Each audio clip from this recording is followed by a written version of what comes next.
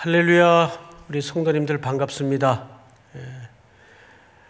가정에서 드리는 예배이지만 또 홀로 또 직장에서 드리는 예배일지라도 이 시간 많은 온라인 넘어 하나님께서 반드시 임재해 주실 줄을 믿습니다. 우리 식구들은 같이 앉았으면 그래도 옆에 분들하고 좀 인사 좀 나누세요. 반갑습니다. 예. 또 함께 예배 드리는 분들도 반갑습니다. 자, 오늘은 마태복음 두 번째 단락인데요. 9장. 오늘 마태가 하나님 앞에 부름을 받는 장면입니다. 우선 지난주 우리는 이야기들을 통해서 하나님의 나라가 임했다고 말씀을 드렸어요. 나라. 마태복음 4장 17절에 비로소 회개하라 천국이 가까웠느니라 예수님이 공적인 사역을 시작하셨죠. 하나님의 나라가 임했어요. 사실 하나님의 나라의 실체는 누구겠습니까? 예수 그리스도 자신이십니다. 그분이 이 땅에 오심으로 실질적인 하나님의 나라가 임한 겁니다. 근데 그 나라는 그냥 오질 않고 무엇과 함께 수반되어 오시죠? 권세.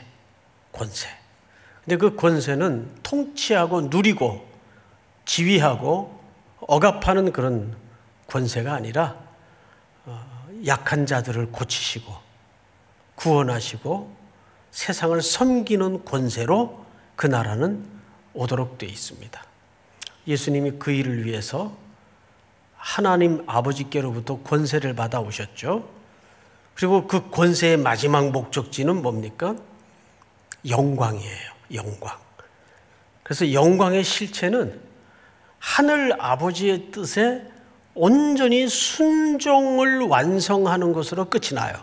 그게 십자가 사건입니다.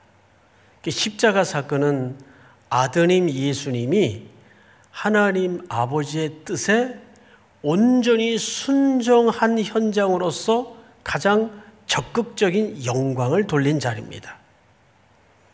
그래서 나라, 권세, 영광, 이것이 마태복음 전체를 통과하는 일관된 흐름이 될 겁니다. 얼마나 중요했으면 주기도문 말미에도 예수님이 이렇게 가르치셨죠. 대개 나라와 권세와 영광이 아버지께 영원히 있사옵나이다. 그래서 여러분들이 마태복음의 말씀을 들을 때 항상 이 세 가지 언어, 주제, 단어를 꼭 염두에 두시기 바랍니다. 그리고 이제 오늘은 우리가 마태가 부름받는 장면인데 그 이야기 속에 정말 중요한 얘기가 뭘까? 잘 따라서 순종했다는 얘기일까? 우리 한번 성경으로 들어가 보도록 하겠습니다. 9절을 한번 볼까요? 9절. 예수께서 그곳을 떠나 지나가시다가 마태라 하는 사람이 세관에 앉아 있는 것을 보시고 이르시되 나를 따르라 하시니 일어나 따르니라. 아주 담백하게 간결하게 모든 상황을 집약해서 소개를 했어요. 우선 한 단어 한 단어를 좀 풀어가면서 접근을 해보도록 하겠습니다. 마태라는 이름은 하나님의 선물이다 그 뜻이에요. 하나님의 선물이다. 그런 걸로 봐서 이 마태라는 이름은 예수님을 만난 이후에 붙여진 이름으로 보는 것이 맞습니다.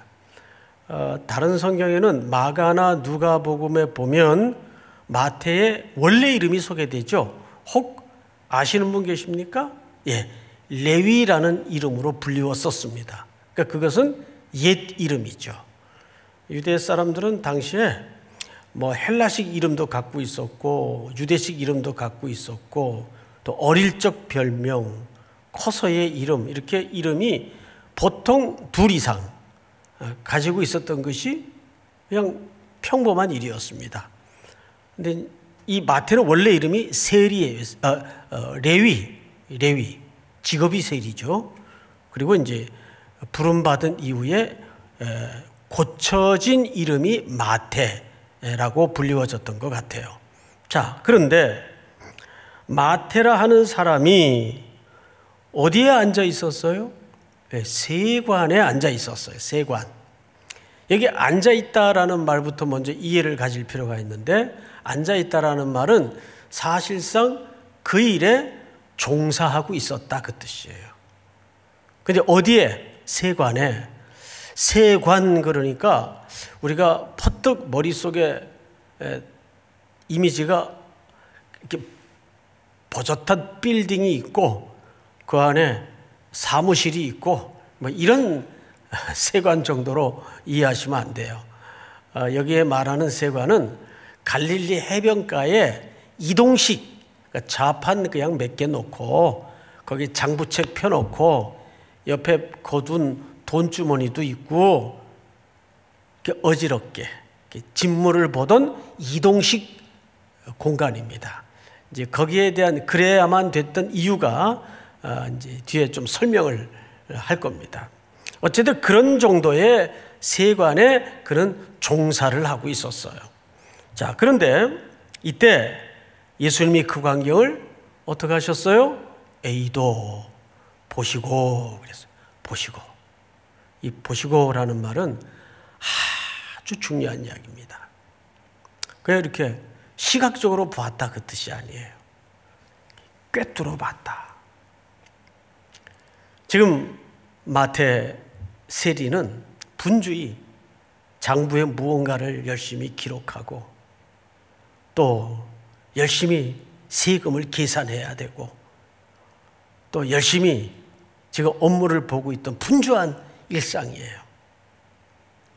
그러니까 세상적으로는 뭐가 된 것 같고 또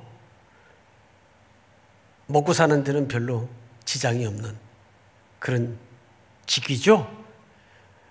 그런데 이 세관은 사실상 로마 정부 당국에 의해서 인정된 세관으로서 이 직무는 로마의 업무를 대리하는 직무입니다. 그러니까 로마 정부 당국에서 제시한 세금을 걷어서 갖다가 상납을 해야 되는데 이 세리들이 챙기는 수입은 그것보다는 조금 더 많이 거두어서 그 차익은 자기가 먹는 수익 구조를 갖고 있습니다. 그러니까 조금 강제적이고 과도한 세금을 먹일 수밖에 없겠죠. 그러다 보니까 유대인들에게는 이 사람들은 더러운 직종 중에 하나예요. 그래서 이 당시 세리하면 유대인들의 사회적 통념 속에는 죄인들, 더러운 것들 이렇게 인정이 되던 때입니다. 그 직을 하고 있는 거예요. 근데 바쁘게 일을 하고 있어요. 그걸 누가 보셨다고요? 예수님이 에이도 주목하셨어요. 뭘 보셨을까요? 세금 잘 젓고 있나? 동계산은 똑바로 하나? 뭐 이런 거 보셨을까요? 그 마음에 깊은 공허를 봤어요. 심령에 허기가 있구나. 근데 이때 마태는 사실 예수님을 처음 만난 게 아니에요. 마태는 이미 이 순서는 이때 처음 만난 것처럼 마태가 기록을 했지만 여러분 앞에 5장, 6장, 7장, 8장에 걸치기까지 그 중요한 산상의 설교를 누가 기록했습니까? 마태가 기록을 했어요. 그런데 기록한 내용을 잘 보세요. 마태는 그 설교를 듣지 않고는 그렇게 정확하게 필체를 통해서 기술할 수가 없어요. 그러니까 마태는 이미 예수님에 대한 소문도 들었고 그분의 가르침에 대해서 앞서 직간접적인 경험을 갖고 있는 사람이에요. 그리고 산 위에 무리 중에 섞여서 깊게 전달하시는 예수님의 가르침을 어쨌든 무리 중에 섞여서 앉아 들었던 사람이에요. 그것을 현장에서 직접 듣지 않고는 이 마태복음에 나타난 산상설교를 적을 수가 없죠. 자, 그런데 중요한 것은 그 말씀을 듣는 가운데 이 낯선 일을 통해서 그 말씀을 듣는 가운데 계속 내적인 충격을 받는 거예요. 놀랍다. 도대체 저런 가르침은 어디서 오는 걸까? 이 세상에 종교 지도자들이었던 바리새인들이나 서기관들이 가르치던 그 원리와는 사뭇 다르다. 로마 정권이 지향하던 가치관과는 전혀 다른 원리를 말씀하고 있구나. 그러면서 자신의 삶을 돌아볼 수밖에 없었어요. 이게 과연 옳게 사는 걸까? 내가 사는 게 맞나? 내가 언제까지 이 더러운 욕을 먹으면서 사람 대우받지 못한 채 이렇게 허기진 인생을 안고 살아야 되는가? 어쨌든 예수님이 산에서 가르치고 내려오시니 군중들도 다 따라 내려왔고 해산을 했고 마태도 자기 삶의 자리로 복귀했겠죠. 그리고 세관에 앉아서 지금 열심히 또 갈등은 있었지만 먹고 살아야 되니까 자기 직종이니까 그 자리에 앉아 있는 거예요. 근데 그걸 보셨어요, 예수님이. 에이도. 그런데 예수님의 눈에는 그 마음에 어마어마한 내적 여진이 일고 있고 갈등이 일고 있고 허기가 일어나고 있다는 것을 정확히 보셨어요. 보시고 그리고 이제 뭐라고 그러셨나 한번 보십시다. 나를 따르라. 이 나를 따르라는 말은 내가 가는 길에 함께 같이 가자. 정확히 그 말이에요. 내가 가는 그 길을 함께 걷자. 나를 따르라 그 말이에요. 하시니 일어나 따르니라. 세상 많은 부름의 소개와 현장이 표현이 성경에 등장하지만 이와 같은 간결하고 절제된 함축된 표현은 어디에도 찾아볼 수가 없어요. 강제적인 부름이었을까요? 아니에요. 방금 말씀드린 것처럼 이미 마태는 그리스도의 선포와 가르침에 충격을 받고 마음에 여진이 일고 있었어요. 그때 예수님께서 나를 따르라. 너는 더 이상 그런 일을 하지 말고 나를 따르라. 나와 함께 이 길을 가자. 여기에 강력한 부름 앞에 마태는 즉각적이고 순발력을 동원해서 일어나 예수님을 따르기 시작합니다. 자, 그러면 이제 예수님이 어디로 갔을까요? 그 다음에. 이게 중요한 주제입니다. 어디로 갔을까? 바로 10절에 그 해답이 등장을 하는데 우리 10절을 한번 같이 읽어보십시다. 다 같이 시작. 예수께서 마타의 집에서 앉아 음식을 잡수실 때에 많은 세리와 죄인들이 와서 예수와 그의 제자들과 함께 앉았더니. 네, 어디로 가셨어요? 나를 따르라 해놓고는 마태의 집으로 들어가셨어요. 여러분, 당시 이 마태의 집은 사람들에 의해서 어떤 집으로 명칭되어 있을 법합니까? 죄인들의 집, 죄인의 집. 세리가 사는 집이거든요. 모든 사람들이 오며 가며 손가락질하던 집이에요. 에이, 세리가 사는 집이지 여기가. 근데 그 집에 들어가셨어요. 들어가서 뭘 하기 위해서 들어가셨을까요? 점점 더 중요한 액션이 마태의 필체를 통해서 그대로 소개됩니다. 그들과 함께 앉아 식사를 하셨어요. 자, 우리 성도님들 모니터를 좀 주목해 보시기 바랍니다. 이건 제가 몇 차례에 걸쳐서 요한복음 13장을 설명할 때도 드렸던 말씀인데, 예수님이 마지막 전날 밤 제자들과 두 가지를 하셨어요. 마지막 식사를 하셨어요. 기억나시죠?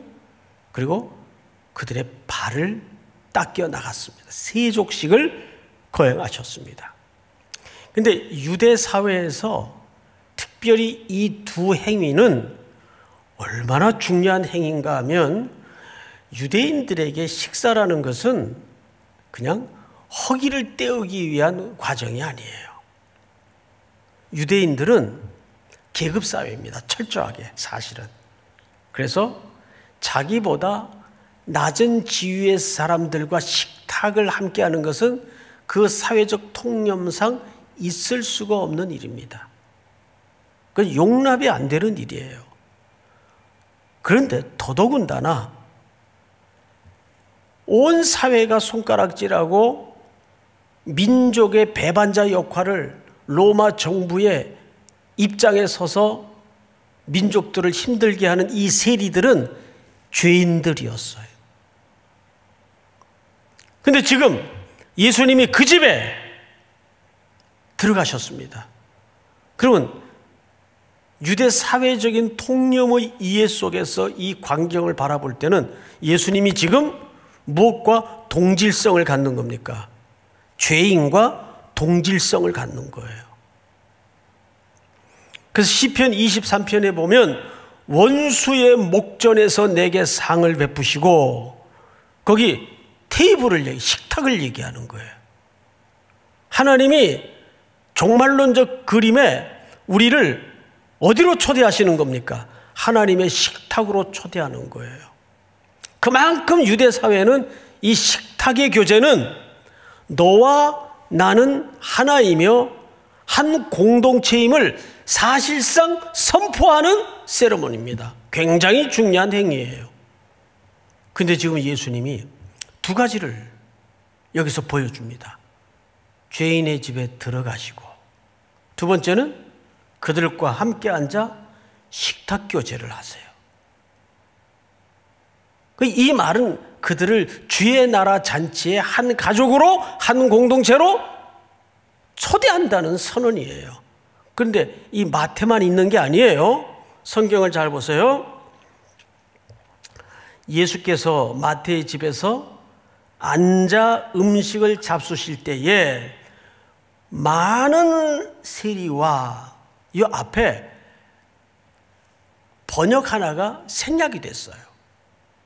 마태복음 9장 2절에도 생략된, 지난주 말씀드렸던 번역인데 이두라는 헬라 말이 빠졌어요. 번역이 빠졌어요. 9장 2절을 볼까요?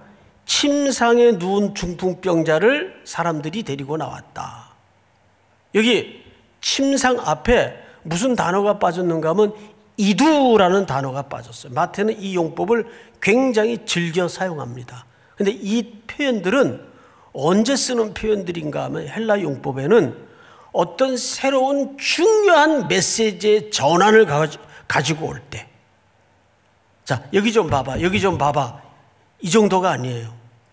보라, 보라. 지금부터 어떤 새로운 질서와 새로운 원리와 새로운 일들이 일어나는 것을 보라, 그 말이에요. 보라. 그런데 그 중요한 이두라는 단어가 오늘 번역에도 빠졌어요. 왜 뺐는지는 모르겠는데 읽자면, 10절을 다시 읽자면 이렇게 읽어야 맞아요. 예수께서 마태의 집에서 앉아 음식을 잡수실 때에 보라, 보라. 어떤 새로운 질서, 새로운 원리를 지금 예수님이 말씀하고 싶은 거예요. 마태의 기록을 통해서. 보라, 많은 세리와 죄인들이 와서 예수와 그의 제자들과 함께 또 어떻게 했더니 함께 앉았더니 이들과 한 가족 공동체가 되겠다는 예수님의 중요한 퍼포먼스요, 선언입니다. 그런 의미에서 이 식사의 자리는 어느 학자가 이런 말을 썼어요. 한번 우리 성도님들 그냥 따라서 해보십시다. 잊어버리지 않도록 따라서 합니다. 전환의 공간. 전환의 공간. 예, 아주 중요한 단어입니다. 전환의 공간. 전환의 공간. 자, 뭐가 전환의 공간인 겁니까?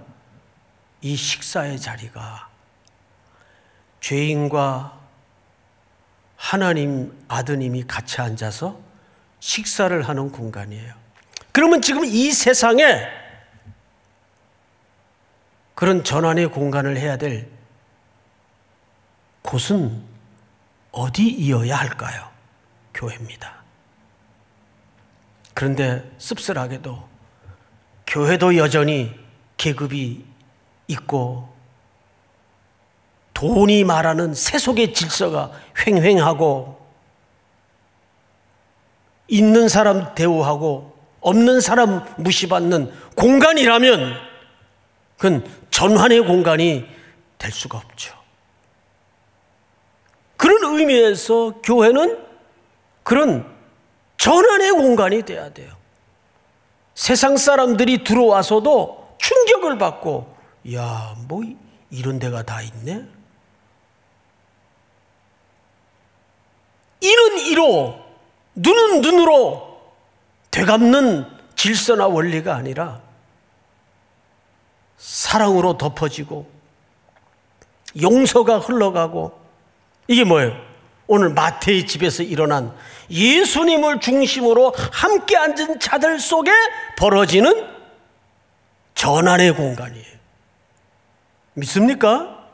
이것이 지금 오늘 여기서 드러나는, 어쩌면 예수님이 드러내고 싶은 첫 번째 메시지예요.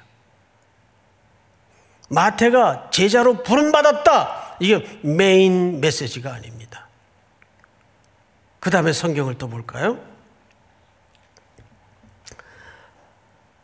바리새인들이 보고 그의 제자들에게 이르되, 어찌하여 너희 선생은 세리와 죄인들과 함께 잡수시느냐? 이것이 그 전환의 공간 속에서 벌어지고 있는 광경을 바라본 그 당시 보편적인 계급사회 속에 익숙한 종교 지도자들의 시각이었어요. 그런데 이 질문은 이 당시에 여러분 전혀 이상한 질문이 아니에요. 낯선 질문일 수가 없어요. 아주 익숙한 시각에서 당연히 나올 수밖에 없는 질문이에요. 아니, 너희 선생은 정통 유대인으로서 어떻게 저 세리의 집에 들어갈 수 있으며 어떻게 저들과 함께 식탁을 할 수 있겠는가? 이 질문은 이상한 질문이 아니라고요. 그래서 1세기 그리스도인들은 세상 사람들로 하여금 어떻게 비추어졌었죠? 소동하는 무리, 이상한 사람들로 비추어졌어요. 그래서 교회는 이상해야 돼요. 이상하다. 그리스도인들 이상한 사람이 돼야 돼요. 왜 저렇게 손해보고 살지? 저렇게 살면 손해가 뻔한 걸 저 사람들 모르나? 알죠. 그런데 그 삶은 주님이 원했던 삶도 아니고 추구했던 가치가 아니기에 우리는 따르는 자들이니까 그 길로 안 따라 나서는 거예요. 그러니까 세상 사람들 시각에서는 이상한 사람들로 비춰질 수밖에 없는 거죠. 자, 그런데 이 바리새인들의 반응 속에 예수님이 꺼내놓은 대답에 오늘 본론이 있습니다. 두 번째 본론이 뭐냐면 12절 예수께서 들으시고 이르시되 건강한 자에게는 의사가 쓸데없고 병든 자에게라야 쓸데있느니라. 이건 고대 사회에 누구나 퍼뜩 알아들을 수 있는 하나의 이걸 뭐라 그러죠? 속담 같은 내용이에요. 그런데 속담일지라도 여기에 표현된 단어 하나가 아주 중요합니다. 병든 자.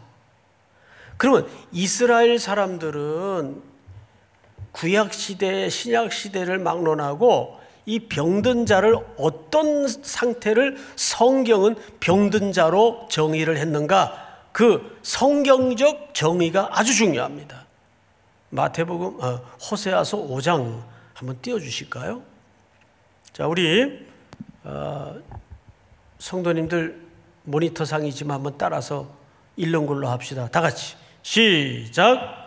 에브라임이 자기의 병을 깨달으며 유다가 자기의 상처를 깨달았고 에브라임은 아수르로 가서 야레방에게 사람을 보내었으나 그가 능히 너희를 고치지 못하겠고 너희 상처를 낫게 하지 못하리라. 이 개념 이해하는데 조금 어렵습니다. 그러니까 신경을 바짝 곤두세워서 잘 들으셔야 돼요. 여기 지금 에브라임은 북이스라엘을 얘기하는 거예요. 북이스라엘이 보통 말 안 들을 때 에브라임 이렇게 표현을 하곤 합니다. 에브라임이 자기의 병을 깨달으며, 뭐 병이 났어요. 또 유다가, 남유다를 얘기하는 거예요. 자기의 상처, 이것도 병이에요. 깨달았고, 자, 양쪽 다 지금 어떤 연약한 상태에 빠졌어요. 그 연약한 상태를 에브라임은 아수르로 가서 야레방에게 사람을 보내었으나 그가 능히 너희를 고치지 못하겠고 너희 상처를 낫게 하지 못하리라. 자, 이런 거죠. 예수 믿는 사람이 당연히 몸이 아프면 물리적인 의사를 넘어서 누구에게 그 치료를 구해야 옳은 겁니까? 하나님께 치료를 구해야 옳은 거예요. 맞죠? 구약시대에. 지금 이 병이 들었고 상처를 깨달았다라는 말은 그들이 어떤 지금 스스로 치유할 수 없는 질병이 영적인 불온함에 빠져 있는 것을 얘기합니다. 그런데 그들이 그 도움을 얻기 위해서 어디로 달려가요? 아수르, 저 북쪽에 있는 절대 강국인 아수르에게 가서 도와달라고 말을 했다, 그 말이에요. 그러면 여러분, 여기서 진짜 병든 상태는 어떤 상태를 진짜 병든 상태라고 성경이 정의를 하는 겁니까? 하나님께 나아가지 못하는 상태. 그게 병든 거예요. 물리적으로 연약함에 빠진 것도 병든 거지만 성경 기자가 정의하고 싶은 것은 진짜 병든 게 뭔지를 아느냐? 하나님을 찾지 못하는 게 진짜 병든 거다, 그 말이에요. 자, 그러면 우리 한번 생각을 좀 정리해 보십시다. 이 말을 들었을 때 바리새인들이 들었겠죠? 예수님의 대답을. 건강한 자에겐 의원이 쓸데없고 병든 자에게라야 의원이 쓸데있느니라. 예수님이 첫 이 말을 꺼냈을 때 바리새인들이 들을 때는 당연히 건강한 자는 누구로 생각이 되었을 것 같습니까? 자신들이죠. 자신들은 건강한 자예요. 그러면 병든 자는 누구로 인식을 했을 것 같습니까? 세리와 죄인들이에요. 근데 예수님은 지금 그 말을 하고 있는 게 아니에요. 오히려 지금 세리와 죄인들은 예수 그리스도가 메시아임을 받아들이고 고백하고 지금 예수님과 함께 식탁에 앉아 있어요. 이들에게는 고침을 받았고 회복이 된 상태라고요. 그러면 진짜 병든 자는 누굽니까? 바리새인들의 스스로 먹은 생각과는 달리 자기들이 병든 자인 걸 몰라요. 앞에 구주가 계시는데 의원 중에 의원이시고 모든 치료자이신 예수님이 계시는데 그 예수님에게로 자비를 구하지 못하고 메시아로 받아들이지 못하는 것은 온전한 사람입니까? 건강한 사람입니까? 병든 자입니까? 그게 진짜 병든 자예요. 그럼 이 메시지 속에는 예수님의 구원은 누구를 포함하고 있나요? 바로 바리새인들까지를 포함하고 있는 거예요. 너희들도 구원을 얻어야 된다. 율법을 지킴으로 구원을 얻는 것이 아니다. 너희들의 열심과 도덕적인 함양을 쌓아서 인격 수양을 통해서 진실 없는 예배를 지킴으로 구원을 얻는 것이 아니다. 하나님께 나아가고 예수 그리스도가 메시아임을 고백할 수 있는 것이 구원의 길인데 그걸 모르고 있으니 진짜 병든 자는 누굽니까? 바리새인들인 거예요. 물론 세리와 죄인들도 병든 자들이었죠.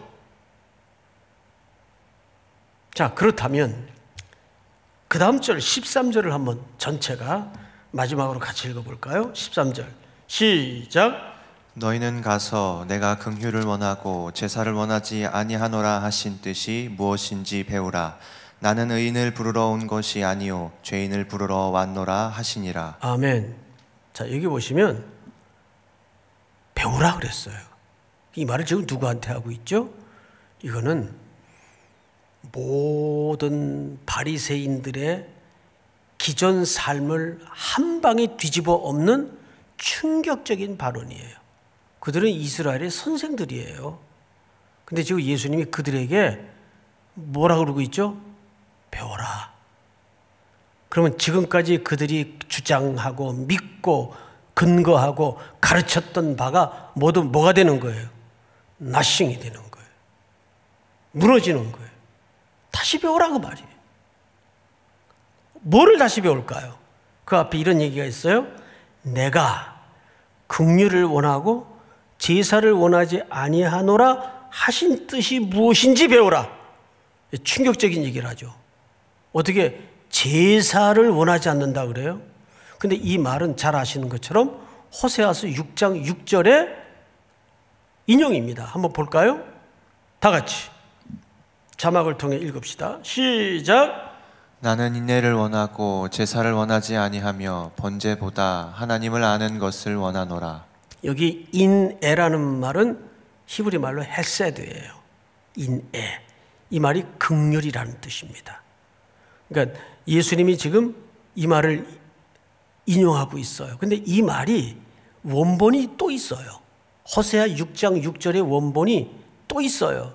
이 말은 어디서 나온 말인가 하면 우리 시편 51편을 좀 띄워주세요. 다 같이 한번 다시 시작.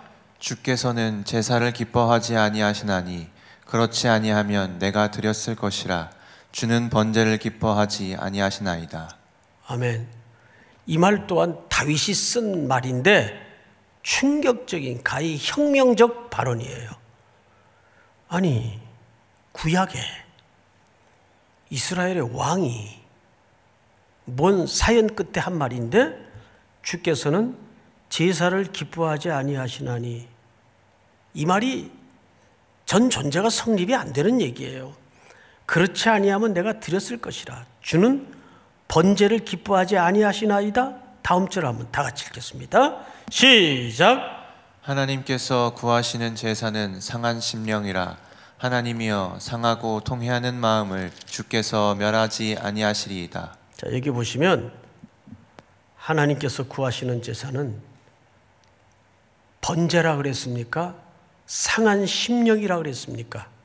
상한 심령. 이 시편 51편은 아시는 대로 다윗이 쓴 시인데 그 시 제목을 제가 좀 읽어드릴게요. 다윗의 시 인도자를 따라 부르는 노래. 다윗이 밧세바와 동침한 후 선지자 나단이 그에게 왔을 때 전 존재가 무너지는 경험을 하면서 고백한 시가 바로 시편 51편이에요. 이때는 다윗이 인생의 정상에 있을 때입니다. 모든 것들이 힘이 모아지고 자리가 절정해 있고 승승장구할 무렵이에요. 그런데 죄인 줄도 모른 채 남의 아내를 뺏어 살인과 간음을 동시에 터뜨리죠. 그리고 그게 죄인 줄 몰랐어요. 근데 어느 날 나단이 찾아왔어요. 얘기를 합니다. 어느 마을에 가난한 농부가 딸처럼 키우는 양을 한 마리 데리고 있었고 그 옆에는 부자가 많은 양떼를 데리고 있었습니다. 그런데 그 부잣집에 어느 날 행인이 하나 찾아왔어요. 이 나단 얘기에 지금 그 행인은 죄입니다. 죄. 음욕이라는 행인이 찾아 들어왔어요. 그래서 이 부자가 자기 집에 행인이 요구하는 음욕을 대접하기 위해서 자기 집에 많은 양떼 중 한 마리를 잡아 대접한 것이 아니라 다윗이 여자가 얼마나 많았습니까? 그 옆에 가난한 농부의 딸처럼 애지중지 키우던 한 마리 양을 빼앗아다가 그 행인을 대접했다면 나단의 이야기가 계속되고 있습니다. 각하, 어떻게 생각하시오? 그러자 다윗이 위선이나 거짓을 말한 것이 아니라 진심으로 말했다는 데 문제가 있어요. 아니 이스라엘 하늘 아래 이런 천인공노할 인간이 콧구멍으로 숨쉬고 살아있단 말이오? 송 목사가 사극을 많이 봤구나. 그렇게 생각하셔도 좋아요. 죽여야죠. 그런 인간은 죽여야죠. 나단이 바로 당신입니다. 바로 당신입니다. 여기서 무너져요. 악소리도 못 내고 무너져요. 그 죄인이 자기일 줄 몰랐어요. 그게 죄예요. 자기가 죄인인 줄 모르는 게 죄예요. 병든 자예요. 그게 영적으로 병든 자예요. 오늘 등장하는 바리새인 같은 존재들이에요. 여러분,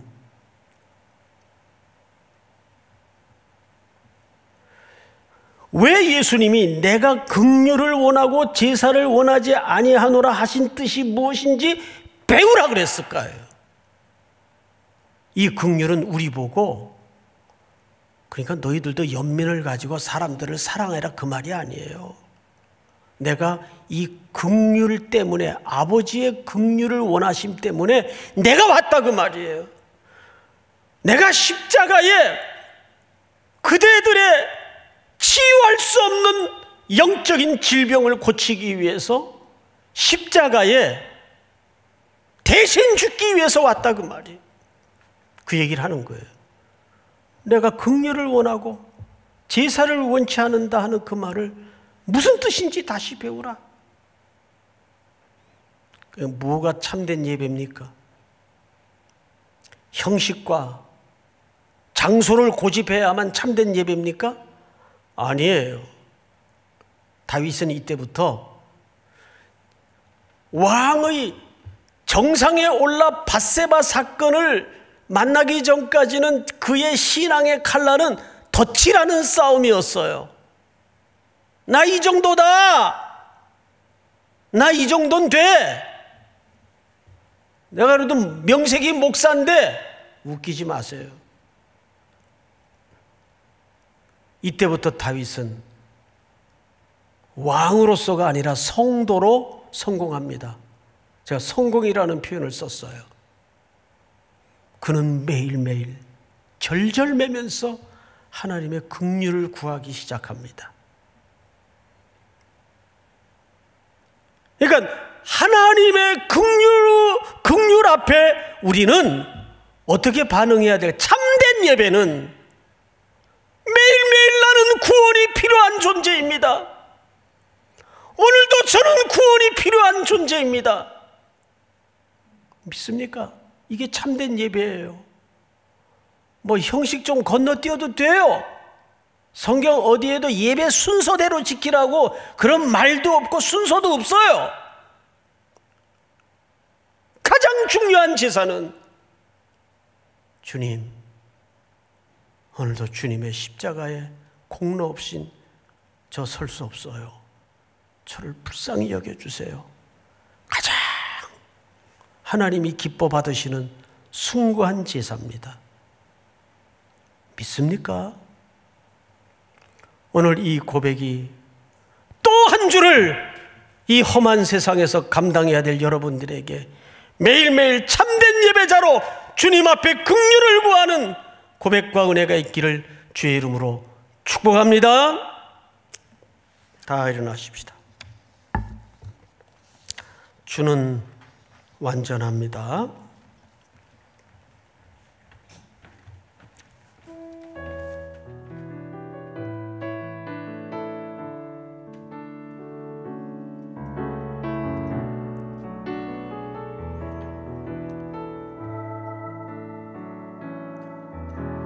주여, 우린 연약합니다. 우린 오늘을 힘겨워합니다. 주 뜻 이루며 살기에 부족합니다. 우린 연약합니다. 주여, 우린 넘어집니다. 오늘 하루 또 실수합니다. 주의 긍휼을 주의 구하는 긍휼을 구하는 죄인입니다. 주만 바라봅니다. 한없는 주님의 은혜 온 세상 위에 넘칩니다. 가릴 수 없는 그 영광 온 땅 위에 충만합니다. 온 땅 위에 충만합니다. 주님만이 길이 되십니다. 주님만이 길이 오니 또 한 주도 그 길을 따르겠습니다. 그린 그 길 따라갑니다. 그날에 우릴 이루신 주는 완전합니다. 주는 완전합니다. 주님의 은혜. 한없는 주님의 은혜 온 세상에 넘칩니다. 온 세상 위에 넘칩니다.